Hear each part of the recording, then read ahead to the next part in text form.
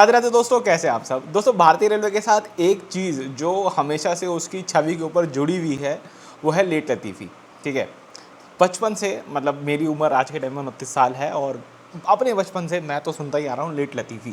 ठीक है, हमेशा मतलब लेट लतीफ़ी को बहुत ही नॉर्मलाइज कर दिया गया है रेलवे के अंदर। और 15-20 मिनट लेट को तो हम लेट समझते ही नहीं है। ठीक है, आधा घंटा लेट हुई, अरे ठीक है, तब भी कोई दिक्कत नहीं है। इस जोन में हम लोग जो है चलते हैं। और ये चीज़ हमें, ये रवैया हमें रेलवे से ही देखने को मिलता है कि हमेशा ट्रेनें जो है लेट वगैरह होती ही होती हैं। लेकिन फाइनली रेलवेज इसके ऊपर एक कदम उठा रहा है और वो कदम इंटरनल लेवल पे उठा रहा है। अब समहाउ उसकी खबर जो है सामने आ गई है और आज हम जो है डिस्कस करेंगे। रेलवेज ने दोस्तों यहाँ पे एक इंटरनल एंड्रॉयड एप्लीकेशन को डेवलप किया है जिसका नाम पंक्चुअलिटी BZA रखा जा रहा है। BZA एक्चुअली स्टेशन कोड है विजयवाड़ा का, क्योंकि विजयवाड़ा डिवीज़न ने ही इस एप्लीकेशन को जो है अभी बनाया है अपने इंटरनल लेवल के लिए। अब ये एप्लीकेशन क्या करेगी, ये एप्लीकेशन सारी ट्रेनों का रियल टाइम मॉनिटरिंग करेगी। मतलब उनका जो रियल टाइम डेटा होगा कि कौन सी ट्रेन कब कहाँ किस जगह पर है, ये उसको जो है मॉनिटर करेगी। और ये ट्रेन खुद से एक अलर्ट जारी करेगी यदि कोई भी ट्रेन 15 मिनट से ज़्यादा जो है लेट चल रही है। नाउ सवाल ये आता है कि ये ट्रेन लेट लतीफ़ी को कम करने में किस तरह से हेल्प करेगी। दोस्तों सबसे पहले मैं आपको ये समझाता हूँ कि लेट लतीफ़ी वगैरह में मतलब रेलवे कंट्रोल किस तरीके से करता है अपने आप को। ठीक है, जो ट्रेनें आपकी होती है ये कैसे मैनेज होती हैं, सब कुछ यहाँ पे कैसे होता है। आपकी ट्रेन को कंट्रोल करने के लिए ना दो लोगों का बहुत इंपॉर्टेंट रोल रहता है। सबसे पहला है सेक्शन कंट्रोलर और दूसरा है स्टेशन मास्टर। ठीक है, सेक्शन कंट्रोलर से आपको नाम से समझ में आता है कि सेक्शन को कंट्रोल करने वाला। अब रेलवे को सेक्शन में बटे हुए बड़े बड़े सेक्शन होते हैं ये। जैसे कि मैं आपको एक उदाहरण देना चाहूँ, अगर आप दिल्ली से हावड़ा की तरफ को अगर आप जाते हो तो गाजियाबाद से जब आप निकल जाते हो, ठीक है, और चिपियाना बुजुर्ग एक स्टेशन आता है, वहाँ से NCR की टेरिटरी लगती है चिपियाना बुजुर्ग स्टेशन से। तो चिपियाना बुजुर्ग से लेकर के टुंडला तक एक सेक्शन है। ठीक है, और एक ऑफिस होगा, कोई सेक्शन कंट्रोल कहीं पे, वहाँ से वो कंट्रोल हो रहा होगा। और टुंडला से लेकर के कानपुर तक is a different section, but सारा सेम जगह से कंट्रोल होता है। या आप ये कह सकते हो कि दिल्ली कानपुर एक साथ कंट्रोल हो रहा होता है। ठीक है, दो टुकड़ों के अंदर। तो 200 किलोमीटर के सेक्शन को एक बार में कंट्रोल कर रहा होता है सेक्शन कंट्रोलर। अब ये जो सेक्शन है ये फर्दर डिवाइड हो रहा है रेलवे स्टेशन में। ठीक है, तो इन दो स्टेशनों के बीच में जो है स्टेशन मास्टर कंट्रोल कर रहा होता है। तो होता यह है कि किस ट्रेन को प्रायोरिटी देनी है, कौन रहेगा कौन रुकेगा, किसका सिग्नल लाल होगा, किसका हरा और किसका पीला, ये डिसाइड करने वाला होता है एक्चुअली में सेक्शन कंट्रोलर ही है। और वो सेक्शन कंट्रोलर बताता है स्टेशन मास्टर को कि ये ट्रेन आ रही है, इसके लिए ये तैयारी कर लो। जैसे उदाहरण, एक ट्रेन चल रही है, उसको अलीगढ़ स्टेशन को स्किप करना है, तो सेक्शन कंट्रोलर अलीगढ़ के स्टेशन मास्टर को बताएगा कि फ़लानी गाड़ी आ रही है, इसको ग्रीन सिग्नल दे दो, ये निकल थ्रू जाएगी। फ़लानी गाड़ी आ रही है, इसको लूप पे लगा लो और 3 गाड़ी पास होने के बाद ये जाएगी। इस तरह से ये इन्फॉर्मेशन रिले करवाई जाती है। अभी जो सारा सिस्टम चल रहा है, मतलब जितनी भी आप ये चीज़ें देखते हो, सेक्शन कंट्रोलर में बता रहा हूँ, सेक्शन मास्टर में बता रहा हूँ, ठीक है, इन सब के ट्रेनों के जो लॉग मेंटेन होते हैं कि मतलब जो स्टेशन मास्टर है वो कहाँ चेक कर रहा है डेटा को, जो कंट्रोल में बैठे हैं वो लोग कहाँ कर रहे हैं, तो ये सब ना ICMS नाम का एक वेब पोर्टल यूज़ करते हैं। मतलब रेलवे का ये और एक इंटरनल सॉफ्टवेयर है, आई थिंक इसका नाम इंटीग्रेटेड क्रू मैनेजमेंट सिस्टम होता है। इसी ICMS के ऊपर सारा डेटा जो है लगातार अपडेट कर रहे होते हैं और इसी ICMS के डेटा से आपकी जो अदर एप्लीकेशन है NTS वगैरह वो आगे उनको डेटा फीडिंग मिलती है। करेक्ट, लेकिन इस ICMS डेटा के अंदर दिक्कत क्या है कि अगर आपको इसमें मल्टीपल स्क्रीन में जाना है या और डिटेल में जाना है तो लगातार आपको OTP करना पड़ता है, जो कि काइंड ऑफ ना हर्डल क्रिएट करता है आपको बहुत ज़्यादा डिटेल मल्टीपल स्क्रीन्स ओपन करने के लिए। तो ये जो एप्लीकेशन ये लेकर के आ रहे हैं पंक्चुअलिटी BZA, ये क्या करेगा कि एक मोबाइल बेस्ड एप्लीकेशन होगा जो कि आपको सारी ट्रेन का डेटा एक साथ देगा।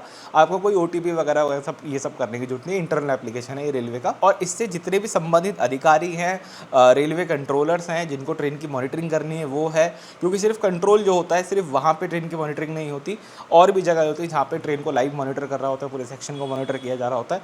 इन सभी लोगों को एक सीमलेस एक्सेस जो है देगा और सारा ट्रेन का स्टेटस यहाँ पे जो है निकल करके सामने आएगा।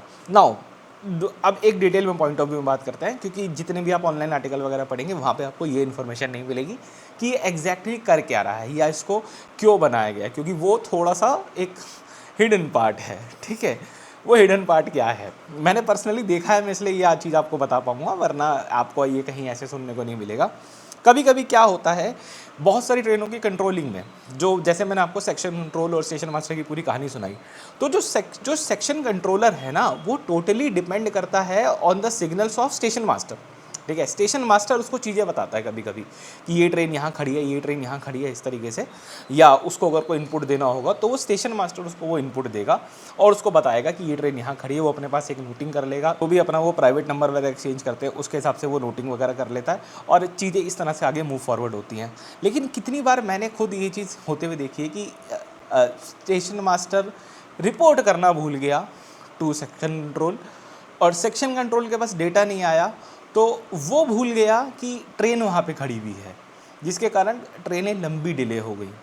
आप समझ रहे हो, यहाँ पे एक ना, मतलब मैं आपको बहुत सारी चीज़ें डिटेल में नहीं बता सकता क्योंकि अगेन पब्लिक चैनल पे वो सब नहीं बताया जा सकता, लेकिन मैं आपको बस इतना बताना चाहूँगा कि स्टेशन मास्टर और सेक्शन कंट्रोल के बीच में ये जो कम्युनिकेशन गैप के कारण भी जो डिले आते थे कि सेक्शन कंट्रोल के पास रियल टाइम डेटा नहीं पहुंच पाता था कितनी बार, या उसके पास कोई ऐसा सिस्टम अवेलेबल नहीं था, जो एक स्क्रीन अवेलेबल नहीं थी जहां पे उसको सारी ट्रेनों का डेटा एक साथ दिख जाए और जो लेट है वो रेड मार्क हो जाए, जो टाइम पे चल रही हैं वो ऐसे, मतलब समझ रहे हो, थोड़ा सा सेग्रीगेटेड वे में वो चीज़ें हो जाए, वो नहीं था।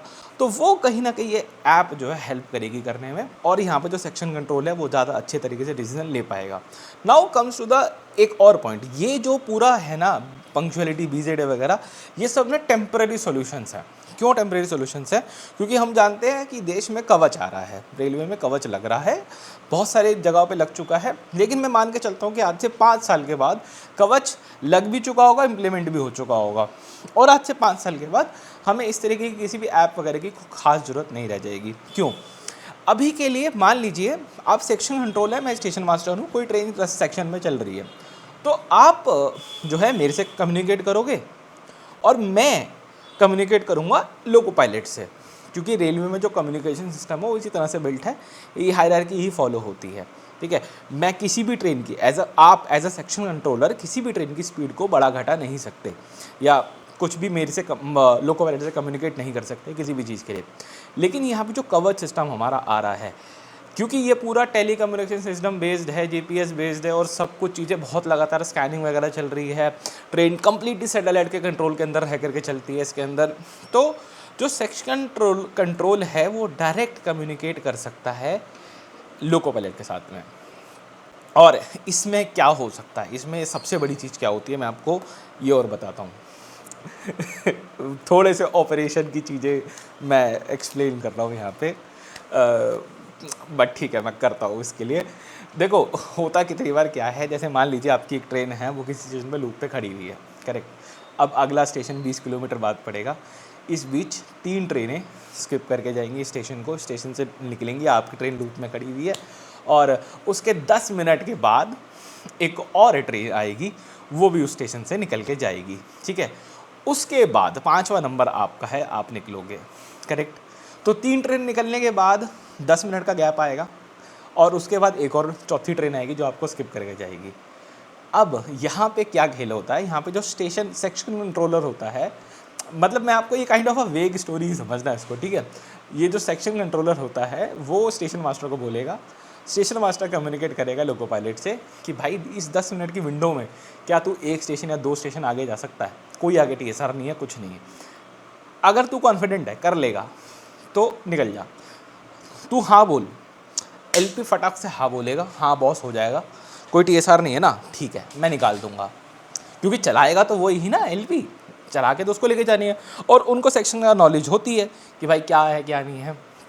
वो हाँ बोलेगा, स्टेशन मास्टर को हाँ बोलेगा, स्टेशन मास्टर तुरंत उसका सिग्नल जो है पीला हरा कर देगा, वैसे तो पीला ही करेगा क्योंकि लूप पे खड़ा हुआ है, और वो सेक्शन में से लेकर के निकल जाएगा, अगले स्टेशन पे लूप हो जाएगा, एक स्टेशन की कवरेज आ गई।